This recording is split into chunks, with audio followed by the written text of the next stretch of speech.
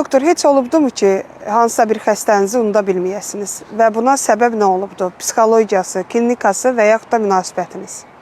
Günlərin bir günü bir mesaj gəldi mənə, zəng gəldi daha doğrusu bir xanım tərəfindən. Doktor, eşitmişik, xəstələri telefonla müalicə edirsiniz. Mən də biraz təəccübləndim ki, yox, elə bir şey yoxdur. Mənə dedi ki, hansı xəstəniz verib sizin nömrənizi? Sizə həmişə öz çəkisini falan göndərirmiş, hər gün səhər tezdən şəkər göstəricisini. Dedim, yox, telefonla müalicə etmirəm, amma mütləq mən o xəstəni görməliyəm. Səhəri günü gəldilər yanıma. Bu xəstə Ağcabədi rayonundan idi, gözəl bir xanım idi. 141 kilo çəki ilə, gəlinləri ilə gəlmişdi hətta. 2 addım attığında yorulurdu.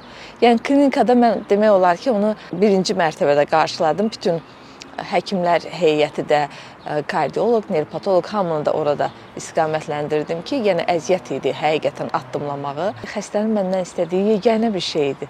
Doktor, elə eləyin ki, heç olmasa evdən ayağımı bayıra ata bilim. Ən azından rayonda toy olanda yanında bir kimisə qoyurlar, uşaqlardan, nəvələrdən, gözətçi kimi belə. Yəni bu mənə həqiqətən çox ağır gəlir. Qadını tam olaraq yoxladıq, ultrasəs müayinəsindən keçirdik, kardioloji.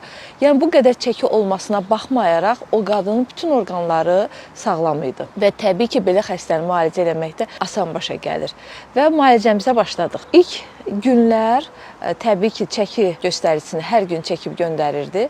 Nisbətən o qədər də olmasa da, çünki hərəkət məhdudluğu da var idi, çəkini azalda bilmirdi. Amma sonraki günlər, yəni ən azından bir aydan sonra təkrar çəkini göndərdiyində qadın 11 kilo arıqlamışdı. Hətta o qadın mənə təkrar şəklini göndərdi. O qədər həyat eşqi artmışdı, o qədər həyat enerjisi artmışdı ki, yaşlı qadından, yəni bir ayın içərisində əsər əlamət qalmamışdı. Saçlarını boyamış, bir gözəl, hətta geyim formasında dəyişmişdi. Doğrudan da yəni belə xəstələrə kömək edib, xoşbəxt nəticə əldə edəndə həkim üçün ən böyük qürurdur, ən böyük nailiyyətdir, ən böyük alqışdır. Allah bütün xəstələrimizə kömək olsun, heç vaxt bizi onların qarşısında baş aşağı eləməsin.